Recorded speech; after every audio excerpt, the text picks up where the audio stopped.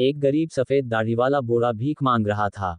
मेरे मित्र जोसेफ दब्रांचे ने उसे 5 रुपए का एक नोट दिया। देखकर मैं चकित हो गया। जोसेफ ने कहा, इस मांगते ने मुझे एक किस्सा याद दिला दिया। कहो तो तुम्हें सुनाऊं। वह किस्सा मेरे चित्त में सदा घूमता रहता है। किस्सा यूं है, हम लोग हावड़ शहर के रहने वाले हैं। मेरा घराना धनी नहीं था, किंतु किसी तरह निर्वाह हो जाता था। बस पिता को गृहस्थी चलाने के लिए नौकरी करनी पड़ती थी। वे बहुत देर से दफ्तर से घर आते थे और सामान्य वेतन पाते थे। मेरी 2 बहनें और थीं। माता को हम लोगों की तंग हालत के लिए बहुत कष्ट सहना पड़ता था और वे अपने पति को सदा कोसती थीं, सदा तिरस्कार करती थीं। ऐसे अवसरों पर मेरे दुखी पिता का चेहरा ऐसा बन जाता था कि उनके लिए मुझे भी दुख होता था। वे एक शब्द भी न बोलते, अपने माथे पर हाथ फेरते रहते, मानो काल्पनिक पसीने की बूंदें पहुंच रहे हों। मैं उनकी इस बेबसी के क्लेश का अनुभव करता था। हम लोग सब तरह से खर्च में कमी करते। किसी के घर दावत खाने नहीं जाते थे, जिससे फिर उसे दावत न देनी पड़े। किफायती कीमतों में सड़ी गली रसद खरीदते थे। मेरी बहनें अपने कपड़े खुद बना लेती थीं और 2-3 आने गज के गोटे के भाव पर घंटों बहस करती थीं। हम लोग साधारणतया रोटी और गोश्त खाते।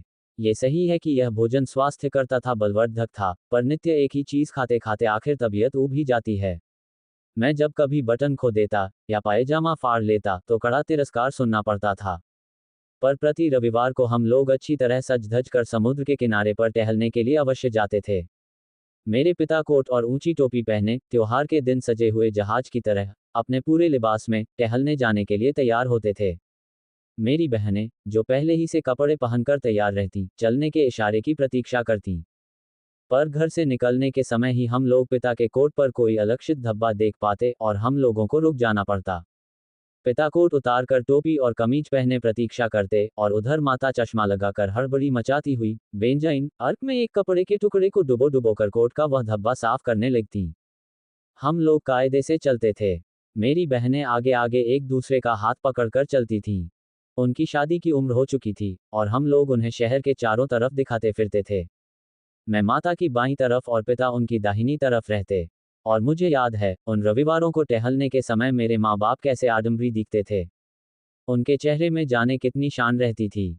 वे गंभीर भाव से पीठ सीधी किए, रोब के साथ चलते थे, मानो कोई बड़ा भारी जरूरी काम उनके रंग ढंग पर ही निर्भर हो। और प्रति रविवार को दूर विदेश से लौटते हुए बड़े बड़े जहाजों को देखकर मेरे पिता कह उठते, अगर जूलियस इसी जहाज पर आता हो। चाचा जूलियस, मेरे पिता के भाई, किसी समय हमारे वंश के कलंक समझे जाते, पर अब वे हमारे खानदान की एकमात्र आशा, भरोसा थे। उनके विषय में मैं इतना सुन चुका था कि मुझे लगता था कि पहली दृष्टि में ही मैं उनको पहचान जाऊंगा। उनके अमेरिका चले जाने तक का हाल मैं ब्यौरेवार जानता था, यद्यपि उनके उस समय तक के जीवन की चर्चा दबी जबान में ही होती थी। वे बिगड़े हुए थे, आवारा थे, यानी उन्होंने धन उड़ा दिया था। गरीब घराने में ये सबसे बड़ा अपराध है। धनियों के घर में अगर कोई रुपए बहाकर मजा करता है तो लोगों की राय में वह केवल अपना ही सत्यानाश करता है, पर गरीबों के घर में अगर कोई युवक बाप दादा का संचित धन उड़ाता है तो नालायक, दुर्जन और निकम्मा समझा जाता है।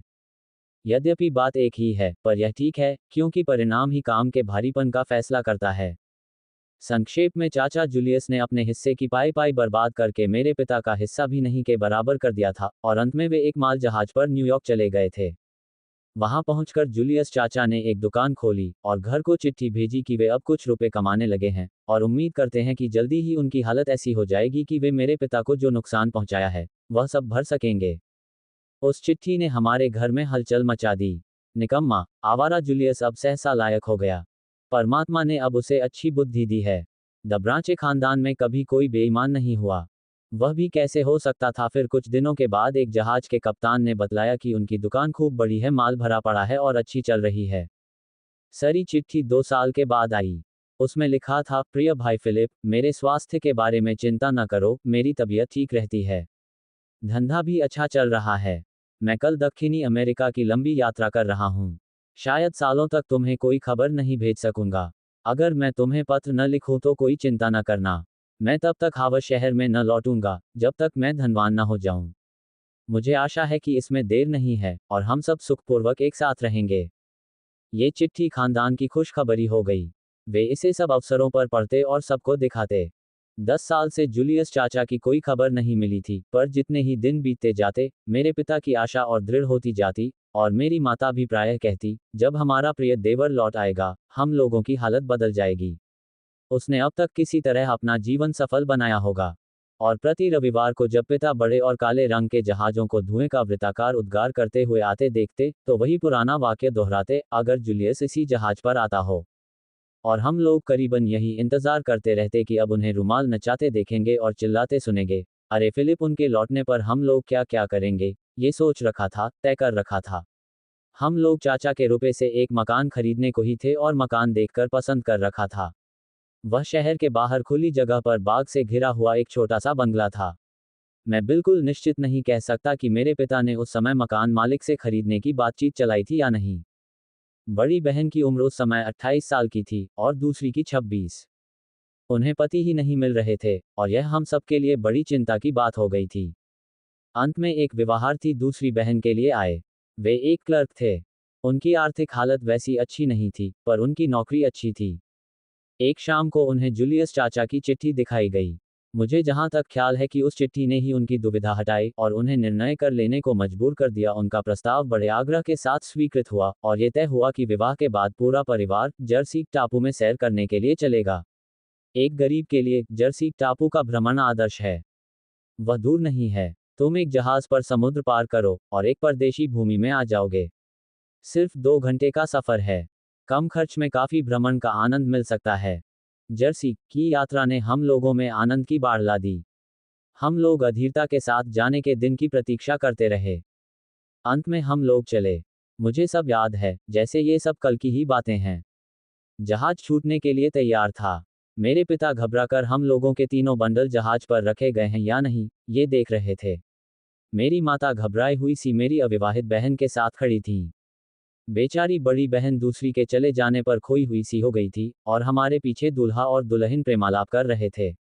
वे लोग बार बार मुझे सिर घुमाकर अपनी ओर देखने के लिए मजबूर कर रहे थे। जहाज ने सीटी दी। सब लोग जहाज पर आ गए थे। जहाज घाट छोड़कर हरे पत्थर के टेबल सा चौरस समुद्र पर रवाना हो गया। आनंद तथा सुख के आवेश में हम लोग खड़े खड़े पीछे हटे हुए तट की ओर देखते रहे। मेरे पिता अपना वही पुराना कोट पहनकर खड़े थे, जिसके सब धब्बे उसी दिन सवेरे साफ किए गए थे, और उनके चारों तरफ बेंजाइन की गंध मंडरा रही थी, जो हम लोगों को त्योहार के दिन और रविवारों की याद दिलाती थी। मेरे पिता की दृष्टि सहसा 2 सुसज्जित स्त्रियों पर पड़ी, जिन्हें 2 सज्जन पकाई हुई घोंघा मछलियां पेश कर रहे थे। एक बूढ़ा गंदा खलासी छुरी से खोल काट काट कर उन सज्जनों को दे रहा था और वे फिर उन स्त्रियों को दे रहे थे। सुंदर रुमाल पर खोल को रखकर, अपने होठों को बढ़ाकर, जिससे कपड़े खराब न हो, वे बड़े मनोहर ढंग से खा रही थीं और मुंह को ऊपर करके उसका रस पीकर समुद्र में खोल को फेंक रही थीं। मेरे पिता को चलते जहाज पर घोंघा खाने की सुंदरता ने आकर्षित कर लिया। वे इसे सभ्यता और शिष्टाचार समझे और माता और बहनों के पास जाकर उन्होंने पूछा, कुछ घोंघा मछलियां खाओगी? माता ने खर्च के ख्याल से आगा पीछा किया, पर मेरी बहनें फौरन तैयार हो गई। माता कुछ दिक्र होने के भाव से बोली, मैं नहीं खाऊंगी। बच्चे 2 एक खा सकते हैं, पर ज्यादा नहीं, नहीं तो तुम उनकी तबीयत खराब करोगे। फिर मेरी ओर देखती हुई वे बोली, जोसेफ नहीं खाएगा। बालकों को भरपूर खिलाना ठीक नहीं। यह अंतर का अन्याय सोचकर मैं माता के पास बैठा रहा। मेरी आंखों ने पिता का अनुसरण किया। वे दामाद और कन्याओं को तकल्लुफ से चिथड़ा पहने हुए बूढ़े खलासी की ओर ले जा रहे थे। वे दोनों महिलाएं अब उठकर चली गई थीं और मेरे पिता बहनों को बतला रहे थे कि कैसे रस्से कपड़े खराब न करके घोंघा निगल जाना चाहिए। फिर वे एक घोंघा उठाकर उसे खाकर उनको तालीम देने को भी तैयार हो गए। उन्होंने उन महिलाओं का अनुकरण किया था, पर उसी क्षण सब रस उनके कोट पर छलक पड़ा और मैंने माता को गिड़गिड़ाते सुना, वह चुप क्यों नहीं रह सकते? पर पिता सहसा बहुत घबराए हुए से दीख पड़े। मछली वाले को घेर कर खड़े हुए अपने परिवार की ओर एकटक देखते हुए वे कई कदम पीछे हट गए और एकाएक हम लोगों के पास चले आए। वे बहुत पीले दिख रहे थे और उनकी आंखें अजीब सी हो गई थीं। उन्होंने फिसफिसा कर माता से कहा, बड़ा आश्चर्य है, वह मछली वाला बिल्कुल जूलियस की शक्ल का दिख रहा है। मेरी माता ने चकित होकर पूछा, कौन जूलियस? पिताजी ने कहा, अरे मेरा भाई। अगर मैं नहीं जानता होता कि वह अमेरिका में काम कर रहा है, तो मैं यकीन करता कि यह वही है। माता ने हकलाकर कहा, तुम्हारा दिमाग खराब हो गया है। जब तुम जानते ही हो कि यह वह नहीं है, तब क्यों ऐसी बेवकूफ़ी की बातें कर रहे हो? जाओ क्लेरिसा, तुम अपनी आंखों से देख आओ। तुम अपनी आंखों से देखकर निश्चय तो कर लो, नहीं तो मुझे चैन नहीं मिलेगा। माता उठी और अपनी कन्याओं के पास गई। मैंने भी उस आदमी की ओर देखा। वह एक गंदा, झुर्रीदार चेहरे वाला बूढ़ा था। वह अपने काम से आंखें नहीं उठा रहा था। माता लौट आई। मैंने देखा, वे कांप रही थीं। जल्दी जल्दी बोली, मेरे ख्याल में ये जूलियस ही है। जहाज के कप्तान के पास जाकर पता लगाओ। पर खैरियत चाहते हो तो होशियारी से काम करना। अब कहीं भिखमंगे को साथ लेकर उतरना न पड़े। पिता चले। मैं भी उनके साथ साथ चला। मेरे हृदय में एक विचित्र करुणा भर आई। कप्तान एक लंबा, दुबला, सफेद मूंछों वाला बूढ़ा पुल के पास चहलकदमी कर रहा था। वह चारों तरफ ऐसी रोबीली नजर डाल रहा था, मानो वह हिंदुस्तान के डाक जहाज का कप्तान हो। मेरे पिता उससे कायदे से मिले और उसकी सराहना करते हैं समुद्री जीवन के बारे में उससे पूछा। जर्सी टापू कैसी जगह है? वहाँ की जनसंख्या कितनी है? वहाँ क्या क्या चीजें पैदा होती हैं? वहाँ के लोगों का धंधा क्या है? किस तरह जीवन काटते हैं? जमीन कैसी है? आदि आदि। पिता ने शायद अमेरिका के बारे में कोई बात ही नहीं की। फिर हम लोग जिस जहाज पर थे उसी जहाज के विषय में बातें करते रहे। फिर खलासियों के बारे में। अंत में मेरे पिता ने लहराते स्वर में पूछा, आपके जहाज में घोंघा मछली बेचने वाला एक अजीब बूढ़ा है। क्या आप उसके बारे में कुछ जानते हैं? अब वह कप्तान इस बातचीत से उबने लगा था। उसने संक्षेप में कहा, वह एक फ्रेंच घुमक्कड़ है। 5 साल अमेरिका में उससे भेंट हुई थी और मैं उसे स्वदेश लौटा लाया था। हावड़ा शहर में उसके रिश्तेदार हैं, पर वह उनके पास जाना नहीं चाहता, क्योंकि वह उनका कर्जदार है। उसका नाम है जूलियस। जूलियस दरमाचे या दरबाचे, ऐसा ही कुछ है। मैंने सुना है, वह किसी समय वहाँ एक धनी आदमी था, पर अब उसकी हालत कैसी है, ये तो आप देख ही रहे हैं। पिता का चेहरा प्रति क्षण पीला पड़ता जा रहा था। गले की नसों को कसकर घबराई हुई दृष्टि से देखते हुए उन्होंने हकलाकर कहा, अच्छा। अच्छा, मुझे कुछ भी आश्चर्य नहीं हो रहा है। धन्यवाद, कप्तान साहब, ये कहकर वे आगे बढ़ गए।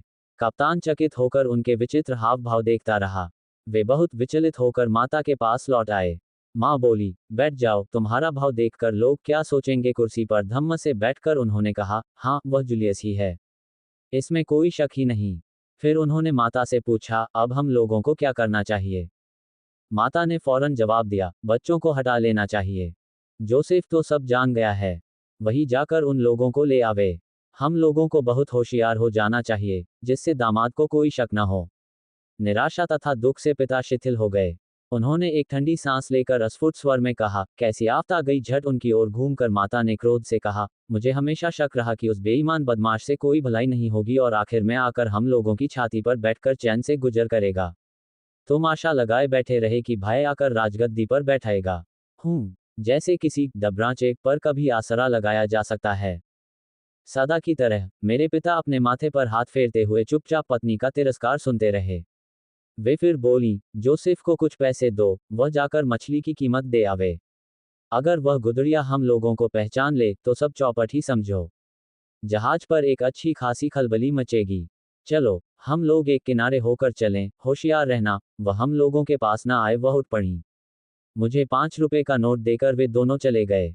मेरी बहनें चकित होकर पिता के लिए प्रतीक्षा कर रही थीं। मैंने कहा कि माता के सिर में चक्कर आ रहा है। आपको कितना देना है, जनाब? मैंने मछली वाले से पूछा।